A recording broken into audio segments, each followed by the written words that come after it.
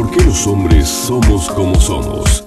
¿Cómo podemos tratar y entender mejor a una mujer? ¿Cómo saber lo que ellas quieren? Zona 3 presenta un programa cuyo nombre lo dice todo. Todo. Lo que ellas quieren, con la doctora Alicia Soltero.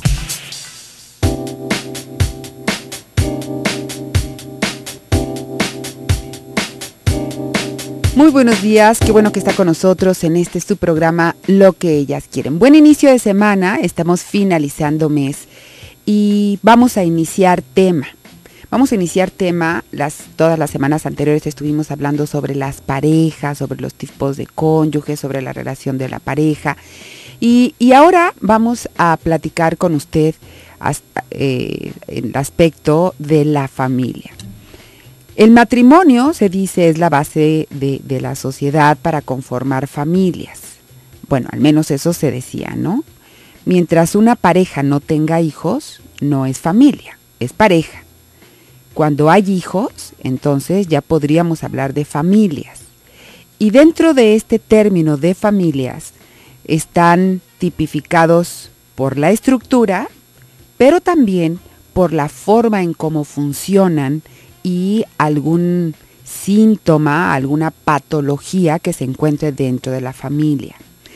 Estamos hablando de, cuando hablamos de estructura familiar, estamos hablando de si papá y mamá viven juntos en la misma casa con sus hijos, aunque sea solo uno, aunque sea adoptado, esa es una familia. Recalco, el único requisito para podernos llamar familia es que haya hijos. Mientras no haya hijos, sigue siendo pareja. Podemos ser familia sin papá o sin mamá. Es familia. El único requisito es que haya hijos. Por eso se le llama que las familias las vamos a dividir dependiendo de su estructura familiar y también dependiendo de la manera en cómo funcionan, ¿no? En cómo se desarrollan dentro del sistema familiar. ¿Por qué? Porque la familia, y bueno, el punto de vista que yo le voy a dar durante esta semana es el enfoque que yo manejo. Probablemente otras corrientes lo manejen de manera diferente. Mi enfoque es, mi especialidad es psicoterapia familiar sistémica, en donde vemos a las parejas, a las familias y a los individuos. Pero este enfoque nos dice que el individuo puede modificar las conductas del sistema familiar y el sistema familiar va a influir en las conductas del individuo. No los vemos como dos entes separados, se los voy a ir platicando en el transcurso de la semana.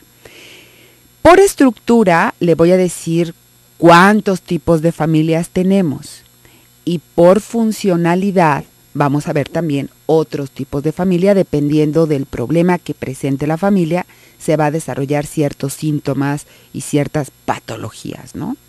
¿Hay familias sanas? No hay. Hay familias que funcionan mejor que otras, pero así que uno diga sano, no, estos son de 10 y palomita, la verdad es que no. ¿Por qué? Porque no vivimos en una sociedad sana. Y hubo algo que dijo Alfonso Ruiz Soto en algún momento que me encantó. Dice, un individuo sano va a conformar una pareja sana. Una pareja sana va a producir una familia sana. Una familia sana conformará sociedades sanas y una sociedad sana producirá individuos sanos. Y ahí se cerró el círculo. Entonces, bueno, pues empezando desde ahí, ¿verdad? Hay unos que caminamos un poquito más para adelante que de lado o para atrás, hay otros que la verdad nomás no caminan, pero así que digas tú, no, bueno, es que yo soy la persona más sana, más congruente, más... No, en eso estamos, ¿no? Esa es nuestra misión en este universo, estar trabajando y desarrollándonos, porque la vida es eso, la vida es una película en donde va a haber diferentes personajes, diferentes circunstancias, y nosotros necesitamos aprender a adaptarnos, y entre que nos adaptamos o no, pues nos van a salir los chamucos que traemos, nos guste o no nos guste. Entonces, así que vamos quitándonos la preocupación, que digamos, no, bueno, es que yo vengo de una familia sana, o de una familia bien, ¿no? Como decimos, no es que yo vengo de una familia bien, ¿bien qué? No sabemos si bien estructurada, si bien acomodada, ¿no? Si bien qué. Entonces, vamos a hacer esta diferenciación y se va a dar cuenta usted, sobre todo, y el objetivo principal es simple y sencillamente detectar cuáles son estos hilos que nos falta como por tomar para poder acomodar este tejido de nuestro sistema familiar de una manera más sano, más armónico, más funcional. ¿Sí? Ok. Le voy a dar nuestras líneas telefónicas, nuestras redes sociales para que se comunique con nosotros. Estamos abiertos para sus preguntas y también para sus comentarios. 3122-4200, 3122-4266, Twitter de la estación, @Zona 3 Noticias, el personal, @Alicia Soltero, y usted en Facebook me puede encontrar como Alicia Soltero Medios. Le da me gusta y podemos empezar a compartir. Bueno, vamos a empezar por las estructuras. Una familia va a pertenecer a diferentes tipos dependiendo de la estructura. Vamos a hablar de las familias tradicionales. Y esto nada más para entrar en tema, porque hoy no me voy a quedar en eso. Hoy voy a ir un poquito más para allá porque recordé cuando estaba preparando el material que de esto ya habíamos hablado, pero no habíamos hablado de la enfermedad de la familia. Entonces, nada más así como breviario, como un resumen. La familia se estructura de diferentes formas. Requisito que haya hijos para poder ser llamado familia. Pero entonces tenemos una familia tradicional. ¿Cuál es la familia tradicional? Cuando hay un papá, una mamá con unos hijos, nada más, hijos de los dos que vivimos bajo el mismo techo. Esa es una familia tradicional. La abuelita, el abuelito, los tíos, los primos, o todas las demás personas no viven con nosotros. Nos visitan, a lo mejor se quedan 1 o 2 meses en casa de vacaciones, a lo mejor vienen con nosotros cada 8 días, pero nosotros tenemos nuestra casa donde vivimos papá, mamá y los hijos, punto. Esa es una familia tradicional. Su estructura podríamos llamar que es del tipo tradicional. Pero luego tenemos las familias uniparentales, es decir, que hay un solo papá con sus hijitos. Puede ser una madre soltera con sus hijos que vive en su casa, sola con sus hijos. O un padre soltero que vive solo con sus hijos en su casa. Y hablo soltería, puede ser viudo, puede ser divorciado, puede ser nunca casado, nada más haber tenido el bebé y se quedaron allí en su casa. Esa es una familia monoparental. Tenemos familias pluriparentales. Pluriparentales es cuando viven personas que también ejercen autoridad sobre nuestros hijos en nuestra casa. Es decir, probablemente en mi casa con mi esposo viva con nosotros mi mamá o mi papá o ambos. Y los abuelos también tienen autoridad sobre los nietos. A veces tienen más autoridad los abuelos que los nietos, ¿sí?